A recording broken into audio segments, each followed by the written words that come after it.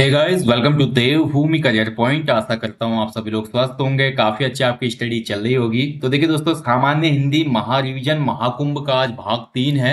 और आज भाग 3 में देखेंगे हिंदी साहित्यकार वाली जो आपका सिलेबस दिया गया है, उसमें जो आपके पद्य खंड में कवि हैं, तो पद्य खंड के बचे हुए कवियों को आज हम भाग 3 में कंप्लीट करेंगे। देखिए, हमने भाग 1 में देखा पद्य खंड में कबीरदास, तुलसीदास, सूरदास, मीराबाई और रसखान को।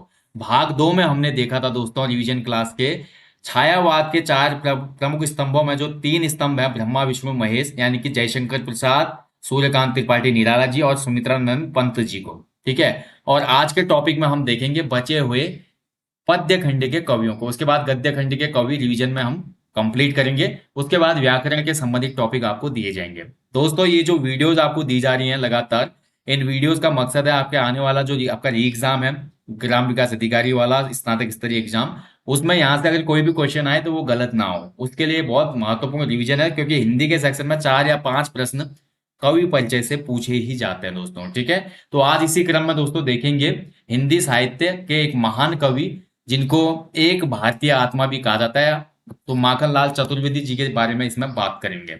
माखनलाल चतुर्वेदी जी का जब भी नाम आता है दोस्तों, तो मेरी बचपन से लेकर अभी तक की जो फेमस, जो मेरी सबसे ज्यादा फेवरेट कविता है, उसकी मुझे याद आती है। इनकी कविता है एक पुष्प की अभिलाषा। वेरी इंपोर्टेंट कविता उसको मैं मानता हूँ। पुष्प की अभिलाषा यानी कि पुष्प यानी कि फूल की जो इच्छा है, वो इसमें इन्होंने व्यक्त की है। ठीक है। तो पुष्प की अभिलाषा क्या है भाई?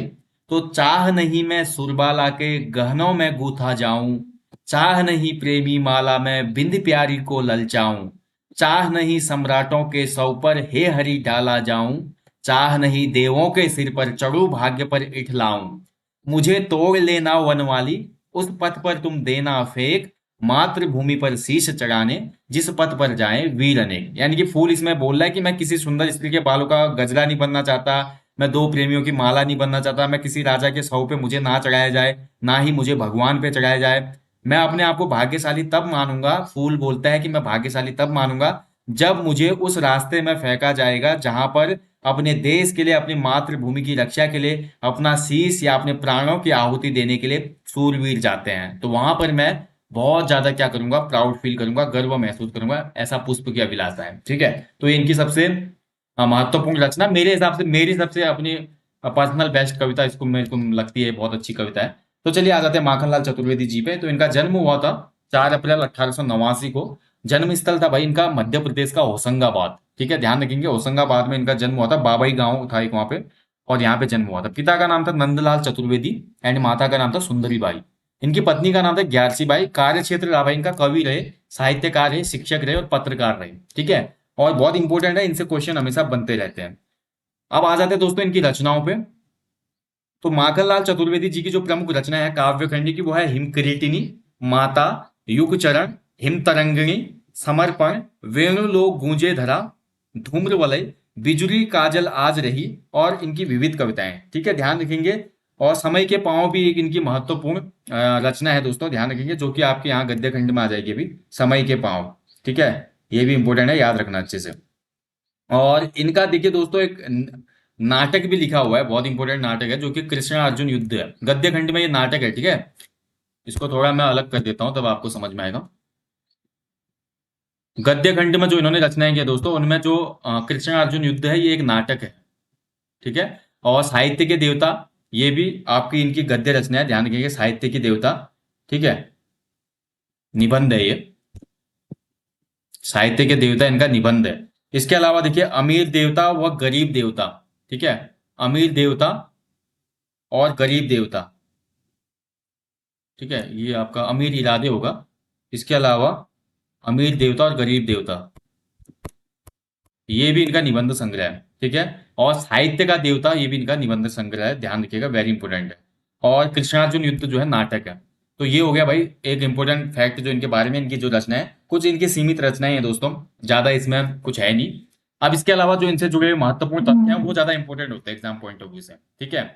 देखिए सबसे पहला जो पॉइंट आता है, माखनलाल चतुर्वेदी जी राष्ट्रवादी विचार से ओतप्रेत कवि माने जाते हैं। यानी कि जो भी इनकी रचना है वो राष्ट्रवाद पे समर्पित है। ठीक है, जितनी भी कविताएं उसमें राष्ट्रवाद का बहुत ज्यादा प्रभाव देखने को मिलता है। इन्होंने देखिए प्रभा, कर्मवीर और प्रताप नामक पत्रिकाओं का संपादन भी किया था। वेरी इंपोर्टेंट है। प्रभा, कर्मवीर और प्रताप जो पत्रिकाएं हैं किसने संपादित की? माखनलाल चतुर्वेदी जी ने। ठीक है। देखिए चतुर्वेदी जी की जो रचना है पुष्प की अभिलाषा, अभी मैंने ऊपर आपको बताया, और अमर राष्ट्र कविताओं ने अत्यधिक राष्ट्र ख्याति प्राप्त की। क्योंकि देखिए दोस्तों उस समय देखा जाए तो देश में देखा जाए तो राष्ट्रवाद का दौर चल रहा था, और उस समय उनकी जो ये रचनाएं हैं ये बहुत ज्यादा टच करने वाली थी, जिससे इनको बहुत ज्यादा ख्याति मिली। ये क्वेश्चन आयोग पूछ चुका है पूर्व में। माखनलाल चतुर्वेदी जी को एक भारतीय आत्मा के नाम से जाना जाता है। क्वेश्चन बन सकता है एग्जामों में, एक भारतीय आत्मा किसका उपनाम है? तो ये माखनलाल चतुर्वेदी जी का उपनाम है। ठीक है। देखिए 1963 में इनको भारत सरकार के द्वारा पद्म भूषण दिया गया था, लेकिन इन्होंने पद्म भूषण को लौटा दिया। क्यों लौटाया? क्योंकि देखिए हिंदी को राजभाषा का दर्जा दिए जाने के विरोध में इन्होंने ये लौटा दिया। ठीक है। मतलब माखनलाल चतुर्वेदी जी कहते थे कि जरूरी नहीं है कि हिंदी को राजभाषा बनाया जाए, तो इसलिए इन्होंने पद्म भूषण जो था लौटा दिया था राजभाषा बनाने के, हिंदी को जो राजभाषा घोषित किया गया ना उस चक्कर में। और इसके लिए देखिए दोस्तों सबसे महत्वपूर्ण है इनकी एक रचना है हिम तरंगिणी। ये भी एग्जाम में बना है। हिम तरंगिणी रचना के लिए दोस्तों इनको 1955 में पहला साहित्य अकादमी पुरस्कार दिया गया था। जैसे हमने पढ़ा ना हिंदी का जो पहला ज्ञानपीठ था, पिछली वीडियो में पढ़ा था, वो सुमित्रा नंदन पंत जी को मिला था चिदम्बरा के लिए 1968 में। वैसे ही हिंदी साहित्य का पहला साहित्य अकादमी अवार्ड भी किसको मिला? माखनलाल चतुर्वेदी जी को 1955 में। वेरी इंपोर्टेंट है। हिमकृतिनी रचना के लिए दोस्तों इनको 1943 में देव पुरस्कार दिया गया था। ठीक है, ये भी याद रखना। देखिए बोला जाता है कि मध्य प्रदेश के पहले मुख्यमंत्री बनने का प्रस्ताव भी इनको मिला था। बोला जाता है कि मध्य प्रदेश जब भारत आजाद हुआ तो मध्य प्रदेश के पहले मुख्यमंत्री बनिए बोला गया था इनको, बट ये मध्य प्रदेश के मुख्यमंत्री नहीं बनते हैं। ठीक है। इस प्रस्ताव को ये खारिज कर देते हैं क्योंकि ये नहीं चाहते थे कि मैं राजनीति में जाऊं। इनको राष्ट्रवाद से प्रेम था, ना कि राजनीति से। और इसके अलावा देखिए दोस्तों 30 जनवरी 1968 को भोपाल में इनका निधन हो गया। असहयोग आंदोलन के दौरान ये जेल भी गए दोस्तों, जेल की भी यात्रा की इन्होंने, ध्यान रखेंगे। ठीक है। तो ये इंपोर्टेंट पॉइंट है माखनलाल चतुर्वेदी जी के। ठीक है। कैदी और कोकिला इनकी जो एक रचना है, इसमें दिया होगा कैदी और कोकिला, है नहीं क्या? चलिए इस पॉइंट को आप अलग से लिख लीजिए। कैदी और कोकिला भी इनकी एक रचना है। कैदी और कोकिला रचना इन्होंने जेल प्रवास के दौरान ही लिखी थी। ठीक है। कैदी और कोकिला, ध्यान रखेंगे, वेरी इंपोर्टेंट है ये भी। कैदी और कोकिला है, माफ कीजिएगा। ठीक है। तो ब्रिटिश उपनिवेशवाद के दौरान जब जेल में जो गए ये जेल, और जेल में जो शोषण हो रहा था उसमें कैदियों का, उससे संबंधित ये रचना है कैदी और कोकिला। ठीक है। ये भी इंपोर्टेंट पॉइंट है, अच्छे से याद रखिएगा इसको। चलिए, तो एक भारतीय आत्मा माखनलाल चतुर्वेदी जी से जुड़े जो भी महत्वपूर्ण तथ्य थे वो हमने डिस्कस किए। बस इतने ही तथ्य हैं दोस्तों इनसे जहां से एग्जाम में क्वेश्चन बनने की पूर्ण संभावना रहती है। ठीक है। चलिए अब आगे बढ़ेंगे, अगले कवि को देखेंगे। इस फेरिस्त में दोस्तों अगला जो नाम है बहुत इंपॉर्टेंट नाम है ये भी, गजानन माधव मुक्तिबोध। ठीक है। Gajanan Madhav Muktibodh, very important. ठीक है। तो पहले तो जान लीजिए इनको आधुनिक कालीन कवि भी कहा जाता है।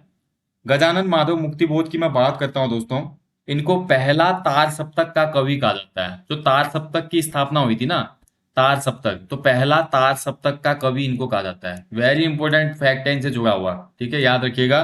तार सप्तक का पहला कवि किसे कहा जाता है? मुक्तिबोध जी को। ठीक है।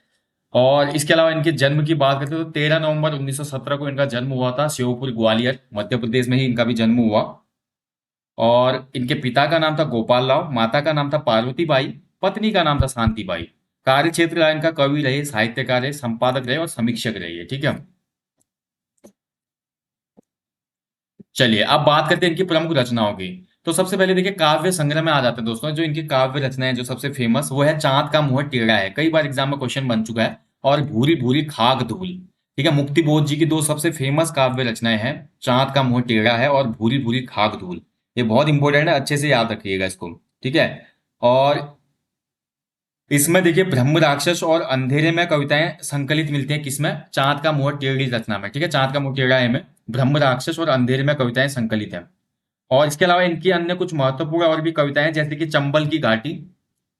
चंबल की घाटी, चंबल के डाकू आपने पढ़ा होगा ना, चंबल के डाकू जो होते थे, तो चंबल की घाटी भी इनकी एक रचना है। ठीक है। चंबल की घाटी। सूखे कठोर नंगे पहाड़, ठीक है, ये भी एक इनकी रचना है। सूखे कठोर नंगे पहाड़, वेरी इंपोर्टेंट है, याद रखिएगा। ठीक है। इसके अलावा क्रांति, क्रांति नामक जो काव्य रचना है वो भी इनकी कविता है वो। ठीक है। इसके अलावा लाल सलाम और आदमी नामक कविता भी हमारी किसने लिखी है, मुक्ति बोध जी ने लिखी है, ध्यान रखिएगा, ठीक है। मेरे मित्र मेरे सहचर भी इनकी एक कविता है, यानी कि कविताएं बहुत है, लेकिन मेनली इनके काव्य संग्रह ही पूछा जाता है। तो दो काव्य संग्रह बहुत इंपॉर्टेंट है इनके, चाँद का मुंह टेढ़ा और भूरी भूरी खाक धुली। इसके बाद बात करते हैं दोस्तों इनके जो निबंध रचनाएं हैं, ठीक है। तो निबंध रचनाओं में देखिए, एक साहित्य की डायरी, नई कविता का आत्मसंघर्ष तथा निबंध, और आखिर रचना क्यों, ठीक है। ये इनकी एक इंपॉर्टेंट रचना है, आखिर रचना क्यों।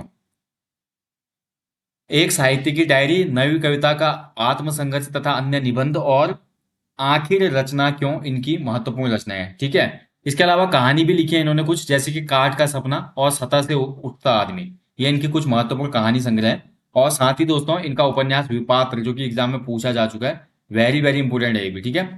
विपात्र नामक उपन्यास भी इन्होंने लिखा है, इंपोर्टेंट रखिए, इंपोर्टेंट पॉइंट है, अच्छे से याद रखिएगा। चलिए आगे बढ़ेंगे। इसमें एक और होगी इनकी कहानी में रचना, एक और है नई जिंदगी। नई जिंदगी भी इनकी एक फेमस कहानी है, ठीक है। नई जिंदगी हो गया, और साथ ही पक्षी और दीमक, ये भी एक इनकी कहानी है, पक्षी और दीमक, ठीक है। उपन्यास इनका एकमात्र है, विपात्र नामक बहुत फेमस उपन्यास इन्होंने लिखा है। अब बात करते हैं इनसे जुड़े अन्य महत्वपूर्ण तथ्यों की। तो मुक्ति बोध जी के बचपन का नाम था बाबू साहब, इंपॉर्टेंट है, क्वेश्चन बन सकता है किसके बचपन का नाम बाबू साहब था, तो मुक्ति बोध जी के बचपन का नाम था बाबू साहब।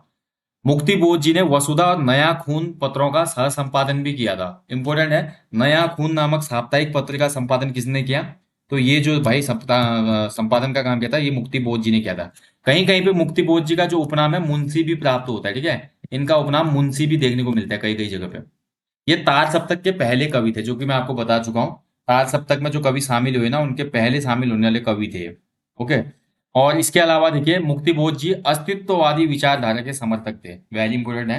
हिंदी साहित्य का कौन सा कवि अस्तित्ववादी विचारधारा का समर्थक था, क्वेश्चन बन सकता है, ऑप्शन आ जाएंगे, तो याद रखना है गजानन माधव मुक्ति बोध जी, ठीक है। इसके अलावा देखिए, मुक्ति बोध जी से जुड़े अन्य महत्वपूर्ण तथ्य दोस्तों, सहर्ष स्वीकारा है इनकी बहुत इंपॉर्टेंट कविता है, अच्छे से पढ़ेंगे ना बहुत मजा आएगा।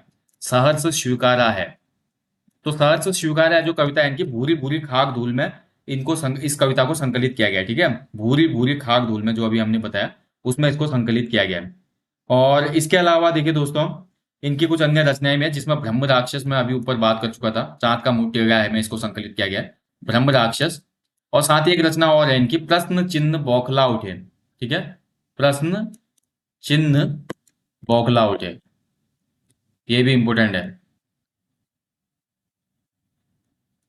ये भी मुक्ति बोध जी की प्रमुख रचना है, ठीक है। और एक साहित्य की डायरी, एक साहित्यिक की डायरी भी इनकी एक रचना है, जो कि हम यहाँ पे देख चुके हैं, निबंध संग्रह में एक साहित्य की डायरी, ये भी अच्छे से आप याद रखना, ठीक है।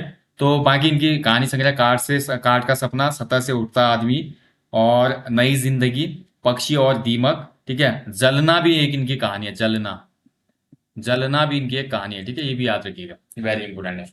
तो ये है भाई गजानन माधव मुक्ति बोध से जुड़ा हुआ महत्वपूर्ण तथ्य। इतने ही तथ्य इनसे बनते हैं, खासकर इनकी जो प्रमुख काव्य रचनाएं और उपन्यास है वो ज्यादा पूछ लिया जाता है, ठीक है। माखनलाल चतुर्वेदी जी में दोस्तों एक पॉइंट रह गया, मैं उसको डिस्कस करना चाहूंगा यहाँ पे। देखिए, माखनलाल चतुर्वेदी जी पे दोस्तों एक किताब लिखी थी, माखनलाल चतुर्वेदी करके। तो माखनलाल चतुर्वेदी जी एक भारतीय आत्मा, ये टाइटल है किताब का, माखनलाल चतुर्वेदी एक भारतीय आत्मा। इस पुस्तक को लिखा है विजय दत्त श्रीधर ने, ठीक है। किसने लिखा है, विजय दत्त श्रीधर ने। Okay, complete. चलिए, ये हो गया मुक्ति बोध जी। अब आगे बढ़ेंगे, नेक्स्ट जो कवि है उनकी तरफ बढ़ेंगे। अगले जो कवि आते हैं भाई, हमारे उत्तराखंड से ही आते हैं, ठीक है। तो इनका नाम है भाई मंगलेश डबराल जी।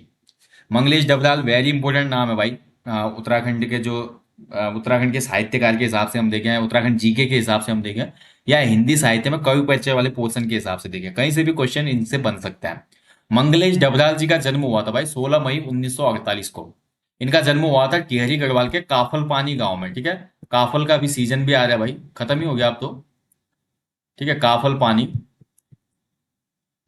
तो काफल पानी गांव में हुआ था जन्म इनका, टिहरी गढ़वाल में।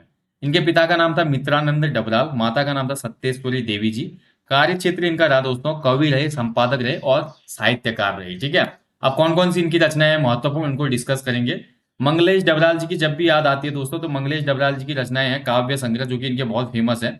इनकी रचनाओं के लिए दोस्तों हाल में ही मैंने आपको एक वीडियो में ट्रिक भी दी थी, तो इस ट्रिक से ही इनकी सभी रचनाएं याद हो जाती हैं। देखिए, पहाड़ पर लालटेन, घर का रास्ता, हम जो देखते हैं, आवाज भी एक जगह है, नए युग में शत्रु, लेखक की रोटी, कवि का अकेलापन, एक बार अयोवा। ठीक है, ये इनकी प्रमुख रचना है। एक बार अयोवा यात्रा वृत्तांत है, गद्य संग्रह है लेखक की रोटी और कवि का अकेलापन। बाकी काव्य संग्रह है 5 जो आपके सामने है। इनको अगर आपने सिंपली याद करना है, ऐसे याद नहीं होता, तो बस आपको एक कहानी याद करनी है या छोटी सी लाइन याद करनी है। मंगल लाल एक बार पहाड़ गया। ठीक है, मंगल कहाँ गया? पहाड़ गया। घर के रास्ते में काफल का मेला था, शत्रु हमने देख आवाज दी एक जगह, लेकिन वो तो लेखक कवि अकेला था। बस इसमें मंगलेश डबराल जी की सभी रचनाएं आपकी मिल जाएंगी आपको। ठीक है, तो सबसे पहले देखिए, मंगल लाल एक बार पहाड़ गया। एक बार पहाड़ गया, मंगल लाल कहाँ गया? एक बार पहाड़, तो पहाड़ पर लालटेन इनकी पहली रचना। एक बार से इनकी रचना हो जाएगी एक बार आयोवा। ठीक है, एक बार आयोवा जो कि यात्रा वृत्तांत है। घर का रास्ता इनकी नेक्स्ट जो रचना है। ठीक है, घर का रास्ता। और काफल से आप याद रख सकते हैं, काफल पानी गांव में इनका जन्म हुआ था, टिहरी गढ़वाल में। शत्रु, शत्रु से याद आ जाएगा आपको दोस्तों इनकी अगली जो रचना है, नए युग का शत्रु। हमने देख, तो हमने देख, हम जो देखते हैं, वेरी इंपोर्टेंट रचना है दोस्तों इनकी, हम जो देखते हैं करके इनको जो रचना थी, उसको साहित्य अकादमी अवार्ड भी मिला। आवाज दी एक जगह, तो आवाज दी एक जगह से आपको आवाज भी एक जगह इनकी जो अगली रचना है वो याद हो जाएगी। ठीक है, लेकिन वो तो लेखक कवि अकेला था। मंगल लाल एक बार पहाड़ गया, घर के रास्ते में काफल का मेला था, शत्रु हमने देख आवाज दी एक जगह, लेकिन वो तो लेखक कवि अकेला था। देखिए, लेखक कवि जो होते हैं अकेले ही रहते हैं जिंदगी में हमेशा, क्योंकि वो विचारधारा में वो चिंतनशील होते हैं, वो मनन करते हैं, तब जाके रचनाएं होती हैं। तो लेखक से आपको याद आ जाएगा लेखक की रोटी। ठीक है, अभी हमने पढ़ा लेखक की रोटी, गद्य खंड है इनका। और कवि अकेला था से याद आ जाएगा कवि का अकेलापन। तो देखिए, आपको इन 4 लाइनों में मंगलेश डबराल जी की सभी रचनाएं क्लियर हो गई है ना। बड़ी मजेदार है ना ये लाइन है, तो अच्छे से इनको याद कर लेना आप। तो ये है भाई मंगलेश डबराल जी की महत्वपूर्ण रचनाएं। और बात करते हैं दोस्तों, मंगलेश डबराल जी ने कुछ पत्रिकाओं का भी संपादन किया, जैसे कि हिंदी पैट्रियट, प्रतिपक्ष, आसपास, पूर्वाग्रह, अमृत प्रभात, जनसत्ता आदि पत्रों में इन्होंने साहित्य संपादन का काम किया। पूरी तरह से न्यूज संपादन नहीं, लेकिन जो साहित्य रचनाएं उसमें छपती थी, उस साहित्य संपादन का काम मंगलेश डबराल जी ने किया था। डबराल जी को 1982 में ओम प्रकाश स्मृति सम्मान, 1989 में श्रीकांत वर्मा पुरस्कार और सन 2000 में साहित्य अकादमी अवार्ड मिला था इनको, अभी हम बात कर चुके हैं। तो ये इंपॉर्टेंट है, सन 2000 में हम जो देखते हैं काव्य रचना है दोस्तों, इसके लिए इनको साहित्य अकादमी अवार्ड दिया गया था। ठीक है, नेशनल बुक ट्रस्ट से जुड़े हुए थे दोस्तों। और 9 दिसंबर 2020 को कोविड के कारण इनकी मृत्यु हो गई थी दिल्ली में। ठीक है, तो ये भी इंपॉर्टेंट है। और इसके अलावा देखिए, इन्होंने एक कविता का गायन भी किया था। इनकी एक कविता है संगतकार। ठीक है, तो ये इंपॉर्टेंट है, नोट कर लीजिएगा। संगतकार नामक कविता का भी गायन किया था मंगलेश डबराल जी ने। ठीक है, बहुत इंपॉर्टेंट है, अच्छे से याद रखिएगा। बस यही है, मंगलेश डबराल जी से इतने ही क्वेश्चन एग्जाम में बनते हैं दोस्तों, तो ज्यादा आपको याद करने की कोई भी आवश्यकता नहीं है। और मंगलेश डबराल जी की जो मैंने ट्रिक अभी आपको बताई दोस्तों, ये ट्रिक बहुत इंपॉर्टेंट है। इस ट्रिक को आप लोग जरूर एक बार अपना लिख लेना, कहीं पे रिवाइज करने के काम आएगी, बहुत अच्छे से रिवाइज कर लेंगे, बहुत ज्यादा हेल्पफुल रहेगी ये ट्रिक। ठीक है, चलिए अब बढ़ते हैं आगे, देखते हैं हिंदी कवि परिचय के का पद्य खंड के अंतिम कवि। पद्य खंड में जो अंतिम नाम है राजेश जोशी जी, उनके बारे में डिस्कस करेंगे बस। इसके बाद पद्य खंड हमारा खत्म हो जाएगा। नेक्स्ट जो टॉपिक आएगा उसमें हम गद्य खंड से शुरुआत करेंगे। तो आज बात करेंगे इसमें आप राजेश जोशी जी की। तो राजेश जोशी जी, इनका जन्म हुआ था 18 जुलाई 1946, नरसिंहगढ़ मध्य प्रदेश में इनका जन्म हुआ था। इनका कार्य क्षेत्र रहा भाई, कवि रहे, लेखक रहे, साहित्यकार रहे। ठीक है, अब बात करते हैं दोस्तों इनकी प्रमुख रचनाएं। तो प्रमुख रचनाओं में सबसे पहले काव्य संग्रह आ जाता है इनका। तो काव्य संग्रह भाई, एक दिन बोलेंगे पेड़, एक दिन बोलेंगे पेड़, मिट्टी का चेहरा, नेपथ्य में हंसी, दो पंक्तियों के बीच। ठीक है, ये बहुत इंपोर्टेंट इनके 4 कविता संग्रह हैं जिनको आपने याद रखना है, क्वेश्चन यहीं से बनते हैं। इसके अलावा देखिए, इनके जो महत्वपूर्ण कहानी संग्रह है, सोमवार और अन्य कहानियां, साथ ही कपिल का पेड़, वेरी इंपोर्टेंट है, इनकी कहानी में संग्रह में है कपिल का पेड़। ठीक है, और इसके अलावा दोस्तों इनके नाटक हैं जादू जंगल, अच्छे आदमी, टंकारा का गाना। ये इनके महत्वपूर्ण क्या है, नाटक हैं। ठीक है, जादू जंगल, अच्छे आदमी और टंकारा का गाना, बहुत इंपॉर्टेंट है, अच्छे से याद रखिए। इसके अलावा इन्होंने एक आलोचनात्मक रचना भी लिखी थी, जिसमें जिसका टाइटल था एक कवि की नोटबुक। ठीक है, इनकी आलोचनात्मक कृति है एक कवि की नोटबुक। चलिए अब बात करते हैं अन्य महत्वपूर्ण तथ्यों की। इनकी एक बाल कविता संग्रह भी है दोस्तों, गेंद निराली मिट्ठू। ठीक है, गेंद निराली मिट्ठू नाम से इन्होंने एक बाल कविता संग्रह भी लिखा था। भोपाल गैस ट्रेजेडी हुई थी, आपको पता ही है ना, 1984 में हुई थी भोपाल गैस ट्रेजेडी, जहाँ पे एक गैस का रिसाव होने से काफी लोग काल कलवित हो गए थे। मिथाइल आइसोसाइनाइड हो गई थी ना, गैस लीक हो गई थी फैक्ट्री में, तो काफी लोग उसमें हताहत हो गए थे। तो उसी घटना पर इन्होंने एक शोक गीत लिखा, भोपाल शोक गीत, जो कि 1984 में लिखा। राजेश जोशी जी को काव्य संग्रह दो पंक्तियों के बीच के लिए, देखिए काव्य संग्रह इनका दो पंक्तियों के बीच, इसके लिए 2002 में इनको साहित्य अकादमी पुरस्कार से भी सम्मानित किया गया। बहुत इंपॉर्टेंट है। तो साहित्य अकादमी कब मिला इनको? 2002 में। किस रचना के लिए? दो पंक्तियों के बीच रचना के लिए। इन्होंने देखिए लघु फिल्म में पटकथा लेखन का भी काम किया। और इनकी एक कविता है भाई, जो कि माइकोवस्की सोवियत कवि थे, इन्होंने इनकी कविता का अनुवाद किया पतलून पहना बादल के नाम से, ठीक है। तो पतलून पहना बादल जो है भाई, ये भी रचना किसकी है? राजेश जोशी जी की, ठीक है। तो ये अच्छे से याद रखिएगा। राजेश जोशी जी का टॉपिक बहुत छोटा है और सीमित क्वेश्चन ही यहाँ से बनते हैं। खासकर अभी तक जितने क्वेश्चन बने इनकी रचनाओं से बने हैं, जैसे कि इनका एक कपिल का पेड़ आई थिंक पूछा गया है किसी एग्जाम में। साथ ही दोस्तों नेपथ्य में हंसी जो रचना है इनकी, और दो पंक्तियों के बीच, ये पूछी गई है किसी एग्जाम में, ठीक है। तो इंपॉर्टेंट रचनाएं इतनी है जो जहां से एग्जाम में क्वेश्चन बन सकते हैं, ठीक है। तो दोस्तों आज सामान्य हिंदी महारिविजन क्लासेस भाग 3 में दोस्तों पद्य खंड के जितने भी कवि हैं वो हमने कंप्लीट कर दिए हैं। तो पद्य खंड के जो भी कवि हैं भाई वो कंप्लीट हो चुके हैं। अब इसके बाद जो नेक्स्ट हमारे आएंगे वो आएंगे आप गद्य खंड के साहित्यकार, ठीक है, अगले टॉपिक में महारिविजन के। तो आप लोग बने रहिए और जितने भी टॉपिक आपको दिए जा रहे हैं रिवीजन के, इनका आप अच्छे से लाभ उठाएं दोस्तों। इसके बहुत ज्यादा बेनिफिट आपको नेक्स्ट एग्जाम में मिलेगा, आप देख लेंगे जब एग्जाम हॉल में होंगे। आपको अगर रिवीजन करेंगे तो उसका अच्छा बेनिफिट भी मिलेगा आपको, सब चीजें एग्जाम हॉल में रिवाइज होंगी है, और जो भी क्वेश्चन बनेगा तो आप फटाक से उसका आंसर दे पाएंगे, ठीक है। बाकी दोस्तों आपको जल्दी मिलेंगे। और जो भी ये टेस्ट सीरीजें शुरू हुई है, अभी वीडियो वीपीडियो की टेस्ट सीरीजें चल रही है दोस्तों, इन टेस्ट सीरीजों को भी आप फॉलो करना। उसके लिए आप एप्लीकेशन स्टोर पे जाएं और वहां पे आपको टेस्ट सीरीज मिल जाएगी, ठीक है। तो टेस्ट सीरीज जो है ये आपकी 6 जून से शुरू होगी, फुल लेंथ वाली वीडियो की। और अभी वीडियो वीपीडियो के सेक्शनल टेस्ट अपलोड किए जा रहे हैं, जिसमें सामान्य हिंदी, सामान्य अध्ययन, और साथ ही आपके